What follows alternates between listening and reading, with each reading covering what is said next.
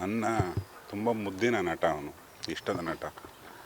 ನಾನು, ರಕ್ಷಿತ್ ಅವರು, ಜಗ್ಗೇಶ್ ಅವರು ಮತ್ತು ಸಮಸ್ತ ಝೀ ಬಳಗದವರು ತುಂಬ ಖುಷಿ ಅವನು ಅಂದರೆ. ನಮಗೆ ಯಾವುದೇ ಹಿನ್ನೆಲೆ ಇಲ್ಲದೆ ಒಂದು ಕರಾವಳಿಯ ಈ ಭಾಗದಿಂದ ಬಂದು ಅಷ್ಟು ಹೆಸರು ಮಾಡಿದ್ದ ಆ ವೇದಿಕೆಯಲ್ಲಿ ಪ್ರಕೃತಿ ಕರೆದಾಗ ಹೋಗಬೇಕು, ಎಲ್ಲರೂ ಹೋಗಬೇಕು. ಬಟ್ ಇಷ್ಟು ಬೇಗ ಕರೆಯುತ್ತೆ ಪ್ರಕೃತಿ ಅಂತ ನಾವು ಯಾರೂ ಅಂದ್ಕೊಂಡಿರಲಿಲ್ಲ. ಅವನು ತುಂಬ ಚಟುವಟಿಕೆ ಇದ್ದಂಥ, ತುಂಬ ಆತ್ಮೀಯ ಹುಡುಗ, ತುಂಬ ಜೀವಂತಿಕೆ ಇತ್ತು ಅವನಲ್ಲಿ. ಅವು ನೆನಪಾಗಬೇಕಷ್ಟೇ ಇವಾಗ. ನಗು ಜಾಸ್ತಿ ಇದ್ದವ್ರಿಗೆ ಆಯಸ್ಸು ಜಾಸ್ತಿ ಅಂತ ಒಂದು ಲೆಕ್ಕಾಚಾರ ಎರಡೂ ಕವಿಗಳು ಮಾತಾಡ್ತಾರೆ. ಈ ನಗುವಿನ ನಡುವೆ ನಗುವಿನ ಹಿಂದೆ ನೋವಿರ್ತದೆ. ಆ ನೋವಿನ ಪ್ರಮಾಣಗಳು ಒಬ್ಬೊಬ್ಬರಲ್ಲಿ ಒಂದೊಂದು ಥರ ಇರ್ತದೆ. ಅದು ತುಂಬ ಯಾವುದೇ ಹಿನ್ನೆಲೆ ಇಲ್ಲದೆ ಅಂತ ಬಂದವನು ಬದುಕು ಕಟ್ಟಿದ್ದೆ ತುಂಬ ದೊಡ್ಡದು.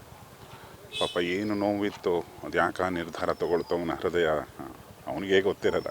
ಅವನ ಸಾವು ಅವನಿಗೇ ಗೊತ್ತಿಲ್ಲ. ಆನಂದವಾಗಿ ಮಲಗಿದ್ದಾನೆ.